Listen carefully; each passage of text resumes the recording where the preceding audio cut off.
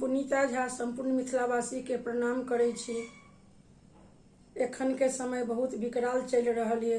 सब गोटा से आग्रह निवेदन जे बेसी से बेसी अपन घर में रहू और अपन सुरक्षा खुद करू। एकटा हम उपनयन के गीत ल क आयल छी, आशा करैत छी अहाँ सबके जरूर नीक लागत।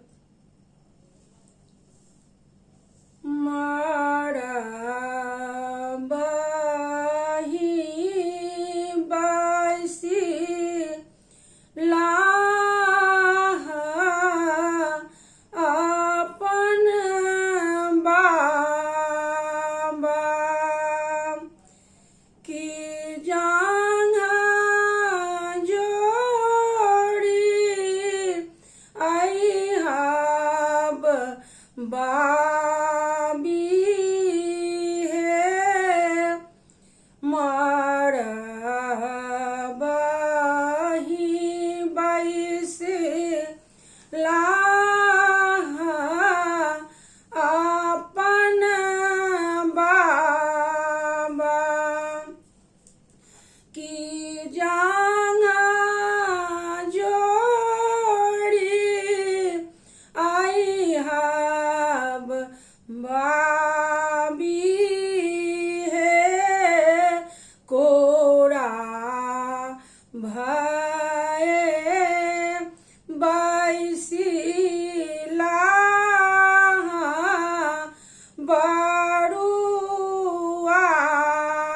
की लाला जानऊ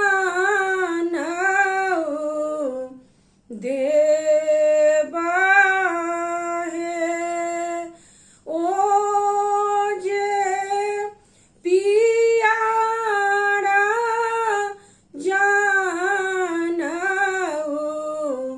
देबा है। मारबा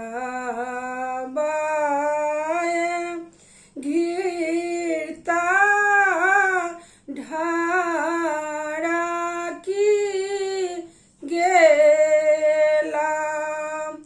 ओ जे स्वर्गा इजोत भेला है। ओ जे स्वर्गा इजोत भेला है। मारा बाही बाईस लाह अपन बाबा। ओ जे जांघा जोड़ी अइहाब बाबी है। स्वर्ग का पितरा आनंद भेला की ओ जे आबा कुला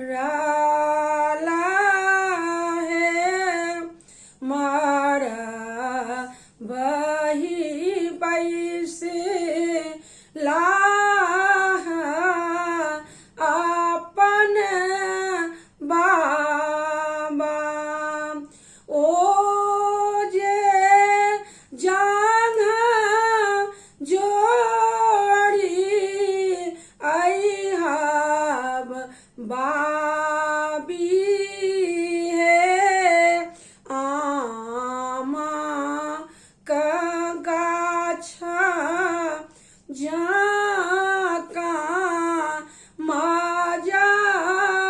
माजाराता ओ जे माहू जाका लूबू धाता है मारा बही बैसे लाह अपन बाबा ओ जे जान जोड़ी आई हब बाबी है ओ जे जान जोड़ी आई हब बाबी है ओ जे जान जोड़ी आई हब बा